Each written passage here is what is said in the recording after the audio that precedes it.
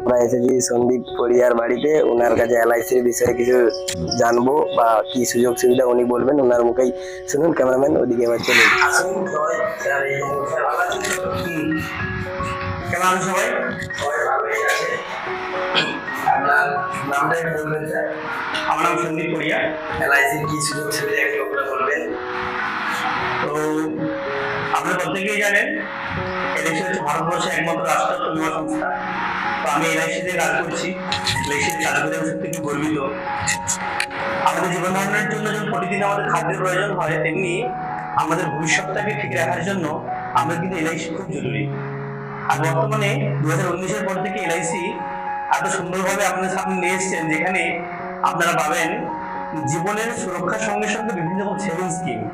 আর সব থেকে যেটা গুরুত্বপূর্ণ, এলআইসি বর্তমানে এটা নিয়ে এসছে ছোট ছোট ছেলে মেয়েদের এডুকেশন প্লাস বয়সকালে আপনাদের পেনশনের জন্য নানা রকম সুযোগ সুবিধা।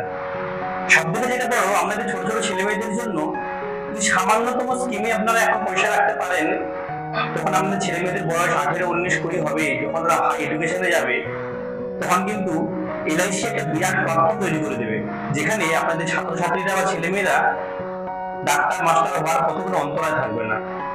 তাই এলআইসিটা প্রত্যেকের জীবনে খুব জরুরি।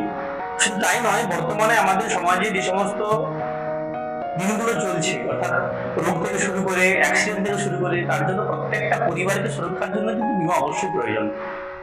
তাই প্রত্যেকে আপনারা জীবন বীমা করবেন, এলআইসিকে বেছে নেবেন, এলআইসিকে সাথ দেবেন। যদি এলআইসি সংক্রান্ত কিছু আপনাদের বক্তব্য থাকে, জানার থাকে, আমাকে কল করবেন। এটা হচ্ছে আমার কার্ড, আমার নাম্বার। এলআইসিতে কাজ করতে পেরে একদম গর্বিত। সবাইকে ধন্যবাদ এলআইসির পক্ষ থেকে। আমাদের সবার জীবন ভালো থাকুক, আপনারা সবাই সুস্থ থাকুন, এটাই কামনা করছি। এবং জীবনে চলার পথে আমরা এলআইসিকে বেছে নেবেন। Thank you. আমার নাম সন্দীপ পড়িয়া, আমার বাড়ি মামুদপুর।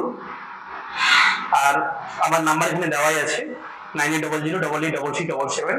যে কোনো দিন যে কোনো সময় এলআইসি সংক্রান্ত যে কোনো সমস্যায় এবার স্ক্রিনে দেওয়া নাম্বারে সবাই যোগাযোগ করবেন। আমি আমার ডিসক্রিপশনে নাম্বারটা দিয়ে দেবো।